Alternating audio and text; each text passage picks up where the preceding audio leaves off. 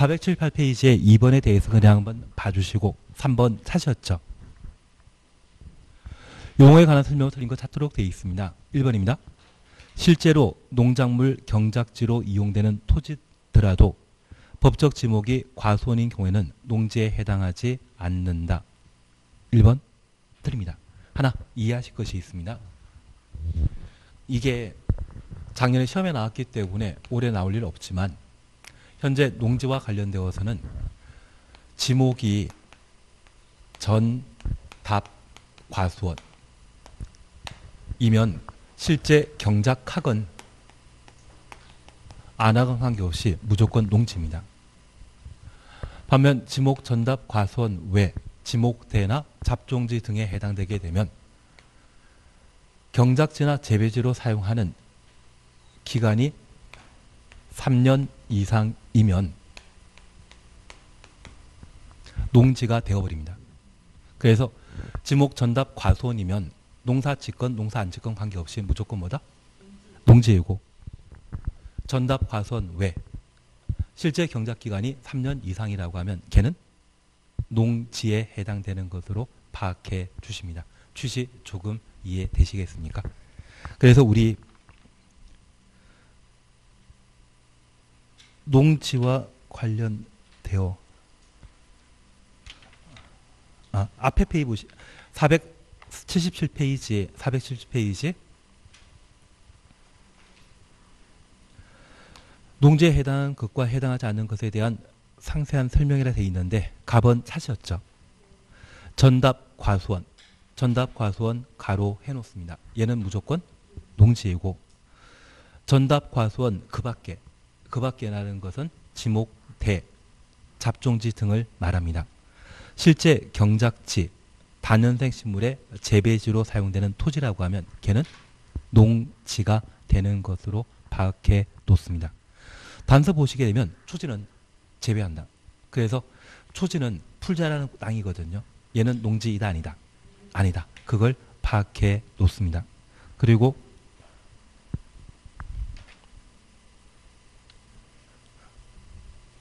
나번에 밑에서 세 번째 보시게 되면 계량시설이란 말 찾으셨죠?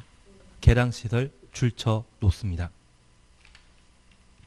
그리고 한 장 넘기시면 첫 번째 줄에 농축산물 생산시설 찾으셨죠?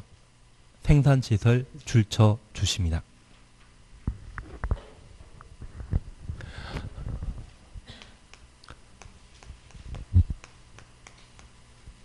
계량시설과 생산시설이 있는데 여기 계량시설은 관계 수리시설 등을 말합니다. 그래서 저수지 등을 우리가 보신 적이 있다고 하면 걔는 계량시설에 해당되고 심지어 농사 잘 되라고 방풍림을 조성하는 경우 있거든요. 그런 방풍림 조성했다고 하면 걔는 계량시설에 해당되는 것으로 그 자체가 뭐다? 농지입니다. 그리고 우리 축사 같은 거 보신 적 있죠? 그 축사가 농축산물 생산시설에 해당되게 됩니다. 얘도 농지가 되게 됩니다. 반면에 우리가 하나 이해하실 것은 농가주택이라면 농지이다 아니다. 농가주택은 농지 아니거든요. 그래서 지금 생산시설과 계량시설은 건물이 세워져 있다 할지라도 걔는 뭐다? 농지 자체로 보게 됩니다. 취지 그렇게만 이해해 놓습니다.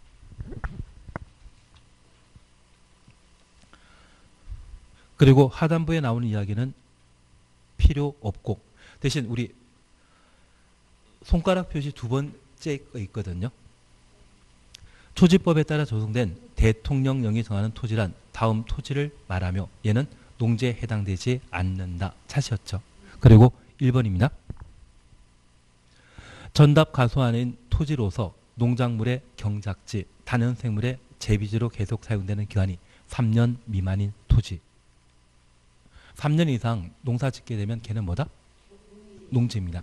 그래서 우리 신도시 같은 경우에 지구 단위 계획으로 개발 사업하게 되면 높이에 대한 최고 한도와 최저 한도를 정해놓게 되는데 특정 지구 단위 계획 구역에 최저 한도를 20m로 정해놓게 되면 모든 건물이 20m 이상 돼야 됩니다. 그런데 나는 1층짜리 건물만 건축할 수 있는 상황이고 대출 받는 걸 극히 꺼려 한다고 하면 이분은 보통 4m가 한 층이거든요. 5층짜리 건물 건축할 수 없고 그런 경우는 계속 빈 땅으로 놔둬야 됩니다. 그런데 그 빈 땅을 가끔 채소 심어 먹겠다고 해서 텃밭으로 가꾸는데 그걸 3년 이상 텃밭으로 사용하게 되면 지목대인 땅이랄지라도 걔가 뭐가 된다? 농지가 되어버립니다. 그래서 만약 빈 땅에 누가 땅 주인이 텃밭으로 3년 이상 열심히 농사 짓고 있다고 하면 친한 분이면 뜯어 말려야 됩니다. 대신 별로 관계가 없다고 하면 저 사람 3년만 텃밭으로 사용하게 되면 이제 지목대에서 농지로 바뀌겠구나 속으로 좋아하시면 됩니다. 그래서 우리 전답 과수원의 땅을 경작지나 재배지로 사용하는 기간이 얼마? 3년 이상이라면 걔는 뭐가 된다? 농지가 된다. 그렇게 파악해 놓습니다. 조금 이해되시겠습니까? 그리고 1번 보시게 되면 그리고 1번 그렇게 보시고 2번 보시게 되면 지목 임야 찾으셨죠? 임야인 토지로서 산지 전용허가 거치지 아니하고 산지 전용부터 거치지 아니하고까지 가로 해놓습니다. 예, 불법입니까? 적법입니까? 불법이죠. 불법으로 농작물의 경작지, 단연생물의 재배지로 사용하고 있는 토지는 농지가 아닙니다. 그리고 초지 찾으셨죠? 그래서 우리 1, 2, 3 세 가지에 해당되는 경우는 농지이다 아니다? 아니다. 그 정도를 봐놓습니다. 그러면 우리 그냥 바로 해설 보셨기 때문에 1번 작년 시험 문제 보시는데 농지에 해당되는 것만 모두 그런 거 찾도록 되어 있습니다. 찾았습니까? 477페이지 477페이지 원래 안 볼 생각했는데 기억입니다. 대통령령이 정하는 단연생물 재배지로 사용하고 있는 실제 이용되는 토지는 농지입니다. 실제 재배지로 사용하게 되면 뭐다? 농지. 초지는 제외한다. 그리고 니은번입니다.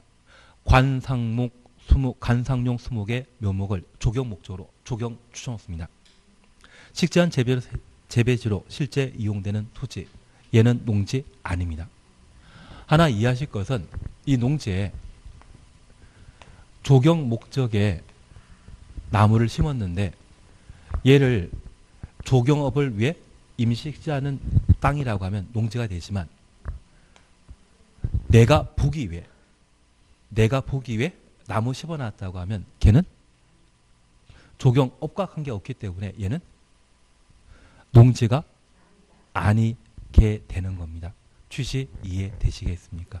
그래서 작년 출제한 분들이 머리 진짜 잘 쓰셨는데 지금 앞에 관상용 수목이란 말 제시하고 뒤에 조경 목적이란 말을 추가했는데 이 조경 목적을 이해 못했던 사람들이 꽤 많으십니다. 얘는 내가 보기 위해 심어놓은 나무를 말하는 것이고 이때는 농지에 포함되지 않는 것으로 파악해 놓습니다. 작년에 재미 보셨기 때문에 아마 올해 한 번 더 또는 낼 수 있는 여지가 있기 때문에 한번 봐주십니다. 그리고 디귿 보시게 되면 두 번째 줄에 계량시설에 해당되는 양수, 배수 시설의 부지. 그냥 양이라는 게 아니라 양수입니다. 배수, 부지라고 하면 얘는 계량시설에 해당되는 것으로서 농지가 되게 됩니다. 그러면 우리 이걸 토대로 해서 작년 기출문제가 농지에 관한 문제 시험에 나왔기 때문에 올해는 뭐 나온다? 농업인을 잡아주시는 게 필요하십니다. 어차피 돌아가면 시험에 나오다 보니 그것 잡아주시는 게 필요합니다. 그러면 다시 3번 보십니다. 3번, 1번은 해결되신 걸로 알고 있겠습니다. 실제 농작물 경작지로 이용되는 토지더라도 법적 지목이 과수원인 경우는 농지에 해당되지 않는다. 지목, 전답, 과수원은 무조건 농지라는 것 파악해 놓습니다. 2번입니다. 소가축 80도 사육하면서 1년 중 150일을 축산업에 종사한 개인은 농업인에 해당된다. 원래 대가축 2마리, 중가축은 10마리, 소가축은 100마리 필요한데 그 100마리는 안 되지만 축산업에 종사한 기간이 120일 이상이라면 농업인이 되게 됩니다. 그리고 3번입니다. 3,000제곱미터의 농지에 농작물 경작하면서 1년 중 80일을 농업에 종사하는 개인. 농지를 1,000제곱미터 이상 가지면 무조건 농업인입니다. 그런 농지 없는 자가 농업에 종사하는 기간이 최소 수확하는 기간 3개월, 90일 이상 농업 경영에 종사하게 되면 그분도 농업인이 되게 됩니다. 그리고 4번입니다. 인삼 재배지로 사용되는 기간이 4년인 지목 전인 토지는 농지에 해당된다. 그래서 지목 전답 가수는 무조건 농지라는 것 파악해 놓으시면 그렇게 파악해 놓습니다. 근데 우리 인삼은 여러 해에 걸쳐 재배해야 되지 않습니까? 그러면 우리 벼농사를 하게 되면 그때는 경작이라 하겠습니까? 재배라 하겠습니까? 1년 만에 수확하면 경작이고요. 여러 해에 걸쳐 뭔가 해야만 수확할 수 있는 것은 그때는 재배라 표현하게 됩니다. 주시 이해되시겠습니까? 그리고 5번입니다. 농지 소유자가 타인에게 일정한 보수를 지급하기로 약정하고 농작업의 일부만을 위탁하여 행하는 농업 경영도 위탁 경영에 해당된다.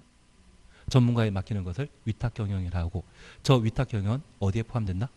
농업 경영에 포함됩니다. 그래서 직접 농사 짓는 것을 자경, 전문가에 맡기는 것을 위탁 경영이 하는데 걔를 통칭하면 뭐가 된다? 농업 경영에 해당되는 것으로 파악해 놓습니다. 예, 4번에 대해서는 잘 모릅니다. 그냥 지나가십니다. 그리고 5번 농지 자격증명 발급받지 않고 농지 취득할 수 있는 경우에 해당되지 않는 것 찾도록 되어 있는데 우리 이렇게 잠깐 이해해 놓습니다.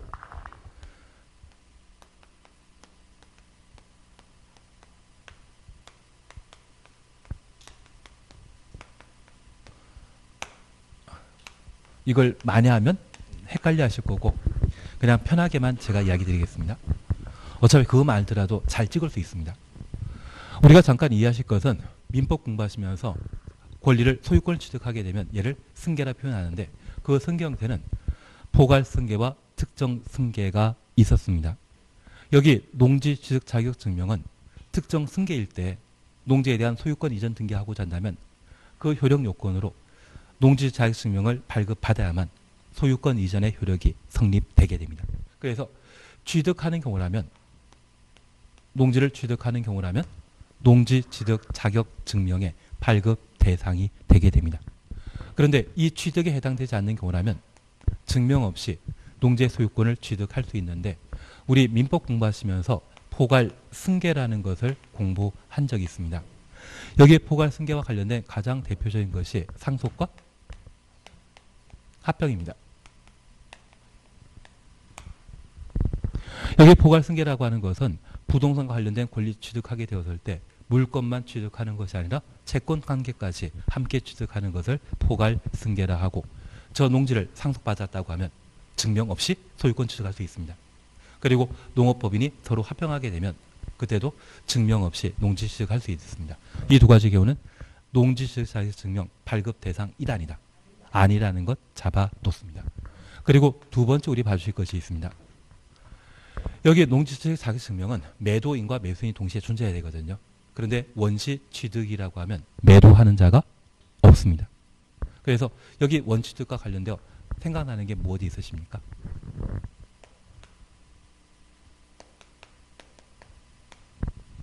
시효 완성으로 취득하는 경우가 있다고 하면 걔는 증명 필요 없다라고 파악해 놓습니다. 그리고 이 농지 취득 증명은 농지에 대한 소유권을 취득하고자 하는 자가 시, 구, 읍, 면장에게 농지 취득 증명을 발급받아 농지를 취득하게 되는데 시구 읍명장은 행정청이죠. 그래서 농지 취득하는 자가 공적 주체에 해당되게 되면 증명 없이 농지를 취득할 수 있는데 앞서 제가 이 말 드렸습니다. 농지를 사용하지 않고 다른 목적을 사용하게 되면 농지 전용하게 되는데 저 농지 전용하는 자가 행정청이면 협의 거쳐야 되고 비행정청이면 규모 크면 허가, 규모 작으면 시군구청장에게 농지 전용 신고하고 농지의 소유권을 취득하도록 되어 있습니다. 만약 농지 전용 협의하는 자라면 누구이다? 공공에 해당되기 때문에 그런 농지 취득은 증명 필요 없습니다. 행정청이 발급하는 증명 따로 필요 없다. 그렇게 파악해 놓습니다. 그리고 우리 담보농지를 농협이 취득하는 경우 있거든요. 그러면 그 공공이 농지 취득하는 데 있어서는 증명 필요하다 필요 없다. 필요 없습니다. 하나 이해하실 것은 우리가 공부하는 농지법은 1962년도에 제정된 것으로서 그 당시에 국민은행이나 또는 농협 등이 있다고 하면 얘는 준 공무원, 준 국가기관으로 봤거든요. 그래서 이 공공이 농지를 취득하게 된다고 하면 증명 필요 없는 것으로 파악해 놓습니다. 그리고 원래 자기 것을 다시 취득하게 되면 증명 필요 없는데 우리가 이해하실 것은 이 농지를 도시군 계획사업과 관련되어 수용 대상으로 정해놨는데 그 사업이 무산되었다고 하면 환매 특약에 따라 권리 취득할 수 있거든요. 그리고 공유된 농지를 분할하게 되면 원래 자기 것 되찾는 것이죠. 이런 경우는 증명 필요 없는 것으로 파악해 놓습니다. 그러면 우리 꼭 기억하실 것은 농지취득 자격증명의 대상이 되는 것은 특정 승계 형태로 농지를 취득하는 때는 증명 필요합니다. 그래서 우리 중개사법에서 가끔 공부하셨던 주말 체험 영농 목적의 농취득이라면 증명 필요하고 주말 체험 영농 목적이라면 매도인과 매수인이 있기 때문에 그때는 증명 있는 때만 소유권 이전 등기할 수 있다. 그렇게 파악해 놓습니다. 그래서 우리 포괄승계에 해당되는 것, 원시 취득에 해당되는 것, 공공이 취득하는 경우, 그리고 원래 자기 것은 취득하는 때는 증명 필요하다, 필요 없다. 필요 없다. 그렇게만 구분해 놓습니다. 근데 이걸 제가 하고 있으니까 저 미안합니다. 왜냐하면 농지법 제대로 안 했는데. 그리고 농지취득 자격증명은 농지 취득하고자 하는 자가 보통 우린 시군 구청장에 했는데 여기는 시구 읍 면장에게 증명 발급받도록 되어 있습니다. 하나 이해하실 것이 있습니다. 우리 평창군이라고 하는 곳이 최근 올림픽 치렀는데 그 평창군의 관할 구역의 면적은 서울과 비슷하거든요. 서울의 1.2배입니다. 그러면 이 평창군에는 산 많고 물 많을 텐데 이분들이 군청까지 와서 증명 발급받고자 한다면 빨리 올 수 있다. 시간 많이 걸린다. 세종시나 또는 서울 같은 경우라고 하면 교통시설이 잘 갖춰졌기 때문에 짧은 시간에 이동할 수 있는데 군 단위인 경우에는 그런 시설이 없거든요. 그래서 농지취득 자격증명이 소홀해질 수 있도록 읍면장에게 증명 발급받아 농지취득할 수 있도록 허용하게 됩니다. 그래서 얘는 농지법이 1962년도에 제정되었기 때문에 그 당시에 도로 사정이 별로 안 좋다 생각해서 군에 대해서는 관할 관청을 읍면장으로 정해놓고 있는 것이 특징입니다. 조금 이해되시겠습니까? 그래서 농지취득 자격증명 발급하는 자는 누구이다? 시구읍면장. 얘와 우리는 나중에 보실 텐데 농지에 대한 임대차 관계를 확인하는 자도 시구읍면장입니다. 그래서 농지법에 시구읍면장이 나오는 것은 딱 두 가지입니다. 증명 발급하는 자와 임대차 관계를 확인하는 자는 누구이다? 시구읍면장으로 기억해 놓습니다. 그거 빼고는 시군구청장, 농림부 장관이 나와줘야 됩니다. 그리고 농업진흥지역 지정한 자는 시도의사이거든요. 헷갈릴 수 있지만 걔는 하지 말고 시구읍면장은 딱 두 군데 나온다. 증명 발급하는 것과 임대차 관계 확인하는 때는 시구읍면장이다. 그렇게만 구분해 놓습니다. 그리고 이 농지 취득 자격증명과 관련된 처리기간은 원칙적으로 4일입니다. 주말 체험 영농 목적으로 농업 경영 계획서를 제출하지 않는 경우에는 농지 자격증명의 발급기간은 2일입니다. 하나 이해하실 것은 만약 내가 서울에 살고 있는데 지방에 농지를 취득하고자 한다면 1962년도에는 서울에서 지방 내려가는데 하루 걸렸거든요. 그리고 서류 준비하고 신청서 제출하는데 하루 필요합니다. 그리고 오랜만에 내려왔는데 하루 놀고 가야 되지 않겠습니까? 그리고 집에 올라가면 딱 4일 걸립니다. 그래서 농지취득 자격증명과 관련되어서는 4일 걸린다. 반면 경영계획서 작성하지 않는다면 서울에서 농지 사고자 현지 내려가게 되었을 때 하루, 올라갈 때 하루. 그래서 이틀로 처리되게 됩니다. 그리고 이 농지취득 자격증명 발급받게 되면 그제서야 농지에 대한 소유권 이전 등기 효력이 발생한다. 그렇게만 구분해 놓습니다. 저도 부담 드린 건 알고 있는데 이 정도까지만 일단 봐주시면서 5번 찾았습니다. 1. 농업법인의 합병. 합병은 포괄 승계에 해당되기 때문에 증명 필요하다, 필요 없다. 필요 없다. 답을 1번으로 발급받지 않고 농지취득할 수 있는 경우 해당하지 않는 것. 합병은 증명 필요 없는 경우입니다. 그리고 3번 보게 되면 공유 농지의 분할로 농지를 취득하는 경우 분할 추정 없습니다. 원래 내 것이죠. 원래 내 것 분할해서 취득하는 때는 증명 필요 없습니다. 그리고 4번 상속으로 농지 취득하는 경우 포괄 승계에 해당되기 때문에 증명 필요 없고 5번 수요 완성으로 농지 취득하는 것 예 원시 취득에 해당되기 때문에 증명 필요 없습니다. 그래서 우리 농지 취득 자격 증명의 취득은 특정 승계라는 것을 이해해 주신다고 하면 저 특정 승계에 해당되는 증명 필요하지만 그 외 방법 포괄 승계에 해당되거나 원시 취득에 해당되거나 공공 국가가 취득하는 경우 그리고 원래 자기 것을 취득하는 때는 증명 받을 필요 없다. 그렇게만 구분해 놓습니다. 6번 제키십니다. 하여튼 모르면 그냥 5번 찍는 걸로 하고 그냥 지나가십니다. 그게 안 맞는 경우도 있긴 있지만 그냥 이해해 주십시오. 그리고 한다는 계시면 위탁경영은 최근 작년에 시험에 나왔기 때문에 오래 볼 필요 없습니다. 위탁경영은 29회 때 30회 때 연속해서 시험에 냈거든요. 위탁경영은 낼 만큼 냈습니다. 그래서 하지 말자. 그리고 485페이지 보시게 되면 농지처분 의무 찾으셨는데 얘는 나중에 요약집 나올 때 한번 하시는 걸로 하고 올해 제가 이야기 드릴 게 있습니다. 486페이지 보시게 되면 2번 찾으셨는데 농지법이 8월 달에 개정되고 우리 시험이 10월 달에 치러지게 되는데 출제 가능성이 좀 낮지만 농지에 대한 임대차 기간을 8월 달에 개정하게 되거든요. 농지를 빌려주게 되면 임대차 기간은 원칙적으로 3년입니다. 그리고 이모작하는 경우에는 임대차 기간을 8개월 하는데 이번에 농지법 개정하게 되면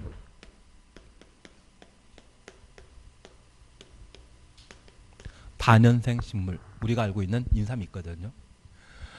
저 인삼을 키우기 위한 농지를 임대하게 되면 그 임대차 기간을 이번에 5년으로 개정합니다. 그래서 8월 달에 개정될 내용이 꽤 많긴 많을 텐데 임대차와 관련된 내용이 개정될 예정이기 때문에 한번 정리해 주시고 농지에 대한 임대차 기간 원칙적으로 몇 년이다? 3년. 이모작 목적이라면 8개월. 다년생 식물 재배할 목적이라면 그때는 임대차 기간을 5년으로 한다. 그렇게만 잠깐 확인해 놓습니다. 힘든 건 저도 알고 있습니다. 그러면 우리 2번 잠깐만 확인하십니다. 우리 중개사법 공부하시면서 도시인이 농지 소유하게 된다고 하면 농지 소유 상한제가 적용된다는 말 들어본 적 있습니까? 도시인이 상속받았다고 하면 만 초과할 수 없다라는 거 기억하시고 8년간 농업 경영에 종사하다가 이농했다고 하면 만 초과할 수 없다. 그런데 하나 이해하실 것이 있습니다. 8년간 농업 경영에 종사하고 이농했다고 하면 농촌 떠났거든요. 이번은 농업인이다, 도시인이다. 도시인이다. 이농했다면 도시인입니다. 그런데 이 8년이라는 게 나와 있는 것은 1960년대에는 농지에 비료 주는 기술이 약했거든요. 그런데 단일 종목으로 8년 농사 짓고 9년차 농사 짓게 되면 전년도의 수확량의 30%밖에 안 나온다고 합니다. 9년차에 농사 지으면. 그러면 단일 작목으로 농사를 짓게 되면 농산물이 어느 정도 추수할 수 있는 기간은 몇 년? 8년입니다. 그리고 1960년대에는 농촌 지역에는 더 이상 일거리 없거든요. 그래서 얘를 휴경시키는 게 한 2, 3년. 그 사이에 도시 지역에서 일하다가 다시 귀농할 수 있거든요. 그래서 저 8년이라는 곳은 우리 인삼 재배하면 6년 재배하면 지력 다 고갈해서 더 이상 뭐 키우지 못한다는 이야기 들어본 적 있으시죠? 인삼은 강한 식물이기 때문에 그런데 일반적인 농작물이라고 하면 8년 단일 작목 재배하게 되면 9년, 10년 차이는 나오는 게 없다고 합니다. 그래서 8년간 농업 경영에 종사하고 이농했을 때 저 도신이 되었을 때는 소유하고 있는 농 중에 얼마? 10,000제곱미터. 나중에 다시 돌아와서 농사 지으라고 만정원자까지는 계속 소유할 수 있으며 주말 체험 영농 목적이라고 하면 우리 농지업무의 작성 대상이 얼마? 1000 이상이죠. 그래서 주말 체험 영농의 경우는 세대원 전원이 농지 업무 작성 대상 아닌 1000 미만까지만 농지를 소유할 수 있도록 정해 놓게 됩니다. 취지 이해시겠습니까? 그래서 이런 농지를 초과한 도시인이 있다고 하면 그때는 농지 처분 의무 대상이라는 것만 기억해 놓습니다. 나중에 농지 처분 기간과 처분 명령과 관련된 사항은 나중에 요약서 나오면 다시 한번 정리하시도록 하고 지금은 일단 건너뛰도록 하겠습니다. 이번에 해주실 것은 예를 봐주시는 게 필요합니다. 개정될 내용. 그래서 우리 2번 보게 되면 대리경작 및 임대차에 관한 설명을 틀린 거 찾도록 되어 있는데 1.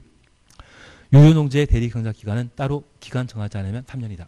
임대차 기간도 3년입니다. 그래서 대리경작 기간이건 임대차 기간이건 죄다 얼마? 3년으로 파악해 놓습니다.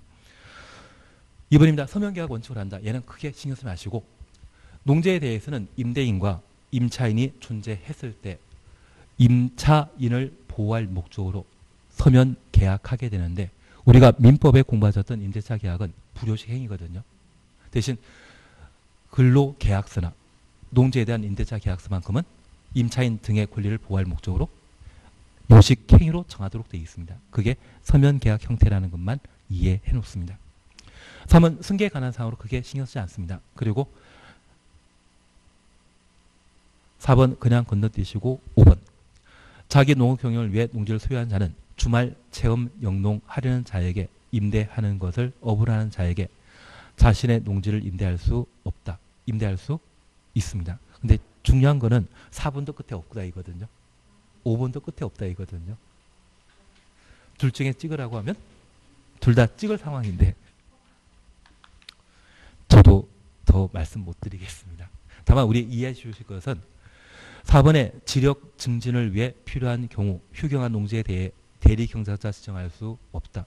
여기 대리경작이라는 의미는 이렇게 이해하십시오. 농지 소유자가 직접 농업에 농지를 사용하지 않는다고 하면 빈 땅 돌리는 거 아깝거든요. 그래서 시군 구청장이 대리경작자를 따로 지정하도록 되어 있습니다. 그런데 지금 휴경하는 농지는 이유 있는 농지이죠.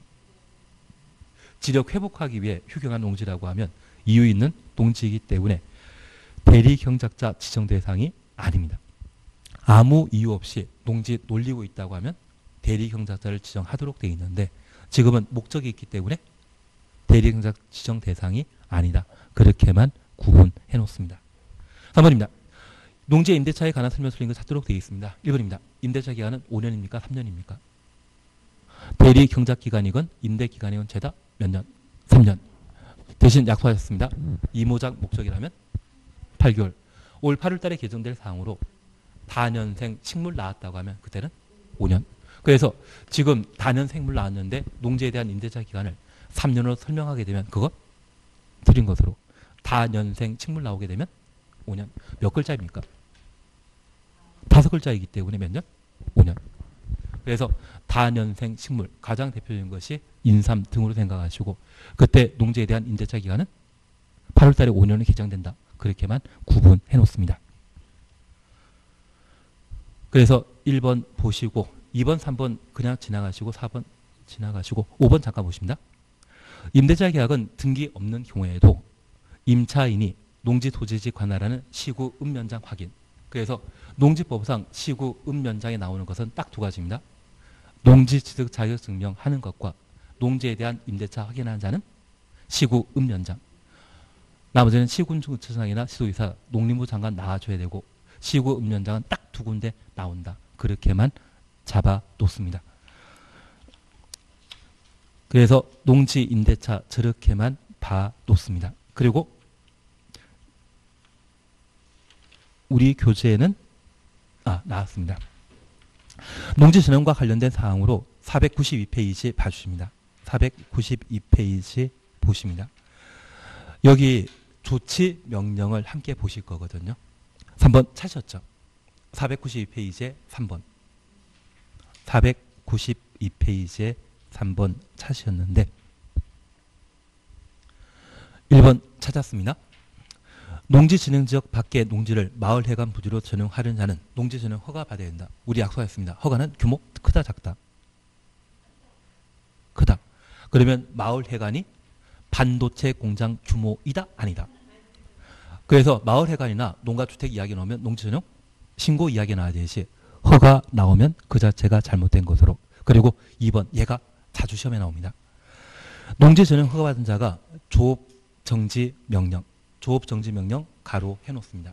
위반한 경우 그 허가를 취소하여야 한다. 이 말 나오면 맞습니다. 대신 제가 이 말씀 하나 드리겠습니다. 농지 전용 허가를 거짓, 부정한 방법으로 받은 때 농지 전용 허가를 취소할 수 있습니다. 그런데 공법상 거짓, 부정이라는 말 쓰게 되면 19번 필수적 등록 취소, 필수적 허가 취소 대상이 되게 되는데 이 농지법에서는 거짓, 부정한 방법으로 농지 전용 허가 받았을 때 농지 전용 허가를 취소할 수 있다로 끝나줘야 됩니다. 대신 지금처럼 농지 전용 허가 받은 자가 법령 위반해서 농업 등에 대한 조업 정지 명령 했는데 또 위반하면 농지 전용 허가 취소하여야 한다. 그래서 이 패턴을 꼭 봐주셔야 됩니다.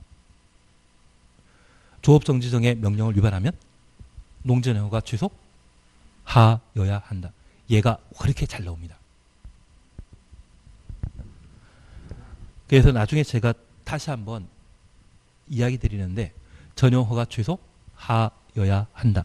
이 패턴만 한번 봐 놓습니다. 그래서 2번 옳은 지문입니다. 이게 진짜 많이 나올 겁니다. 나머지에 대해서는 제끼자. 그리고 농지법은 이렇게 끝내시는데 나중에 제가 요약식으로 다시 한번 하게 될 겁니다. 아마 다음 주에 요약식 나오게 되면 그렇게 하고 다음 주에 개발법 아마 1시간에 끝날 겁니다. 나쁜 놈이라 생각하시고 어차피 필요한 것만 정비법 1시간에 끝내게 될 겁니다. 그리고 아마 건축법 들어가는 그런 시간 가지시게 될 겁니다.